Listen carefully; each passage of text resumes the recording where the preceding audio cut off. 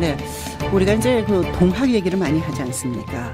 정말 사람이 한 우리다. 동학 정신을 보면 백성이 이 나라의 주인이다 이런 것이고 이제 동학에 대한 연구를 참 그 학자들이 많이 하셨습니다. 근데 이번에 정말 색다른 소설 13권이 나왔습니다. 이 대규모 프로젝트라고 볼 수 있는 이것을 밀어붙인 사람은 사실은 그 사회운동하는 여성운동을 하는 사람인데 한의사입니다. 고은 광순 씨라고.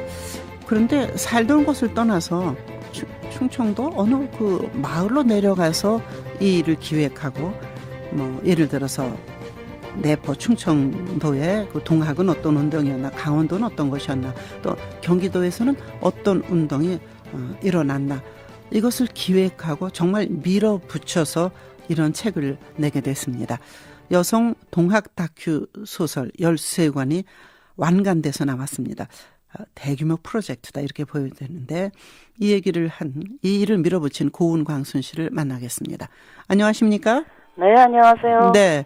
아니 언제 이사 가셨어요?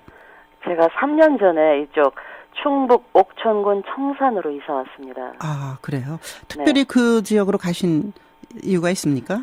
아, 예. 제가 오래전부터 명상 공부를 했었는데요. 네. 예, 저희 스승님이 명상 공동체 마을을 만들어 보라고 네. 이 지역을 안내해 주셨어요. 어하. 예, 근데 와서 보니까 바로 여기에 엄청난 비밀이 숨겨져 있는 네. 그런 곳이더라고요. 네. 예.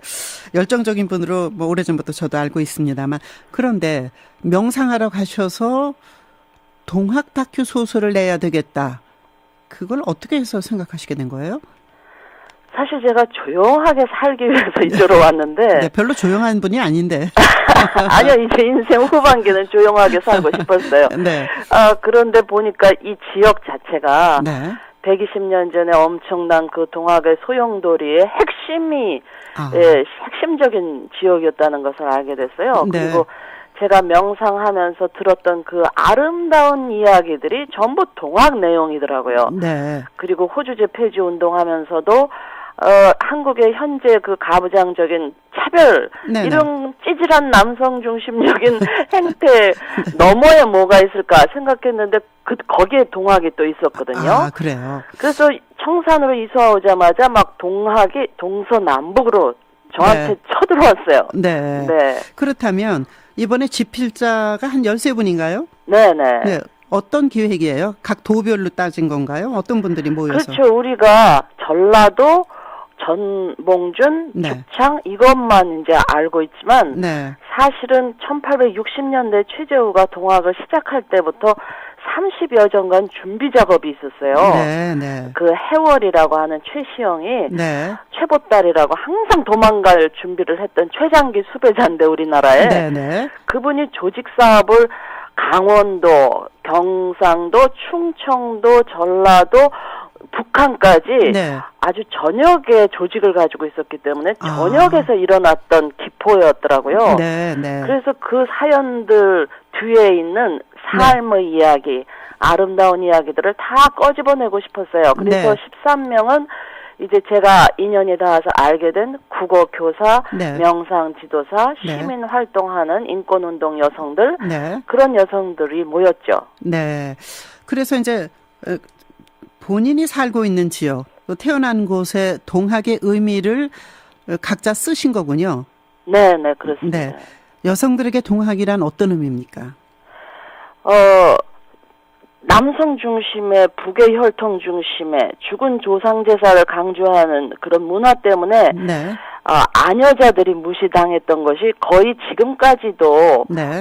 내려져 오고 있죠. 그래서 얼마 전에도 어떤 유명한 작가가 여자는 아들의 아들을 통해서 영원히 사는 신령스러운 암컷이라고 이야기할 정도로 네. 그렇게 아이들, 여자들이 무시당해온 문화인데 네. 이 120년 전의 동학은 네. 배짜는 며느리를 하느님이라고 얘기했고 네. 남자한테 집안에 문제가 없으려면 아내한테 큰 절을 해라. 네. 그래도 안 되면 다시 또 큰 절을 해라. 네. 이런 식으로 해월 선생님은 가르쳐 주셨거든요. 네, 네. 그리고 향하설이라고 해서 죽은 자한테 제사 지내지 말고 나를 소중히 여겨라. 아하. 그렇게 양성평등의 수평 문화를 네. 오래전에 모든 차별을 반대하는 그런 철학을 우리한테 제시해 주었죠. 대단히 예. 고등한 네. 그런 철학이었죠. 차별 없는 세상 그리고 인간 중심을 외친 게 동학이다 이런 말씀이시네요. 그랬죠. 네.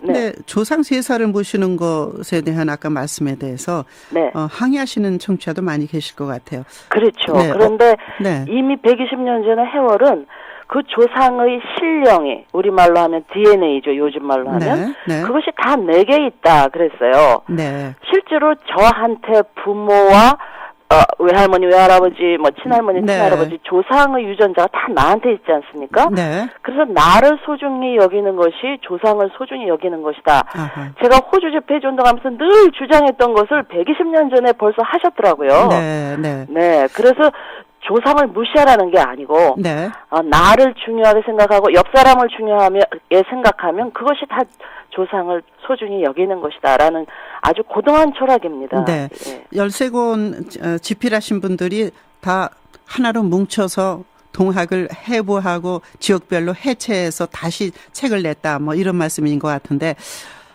대단한 분들이네요. 네.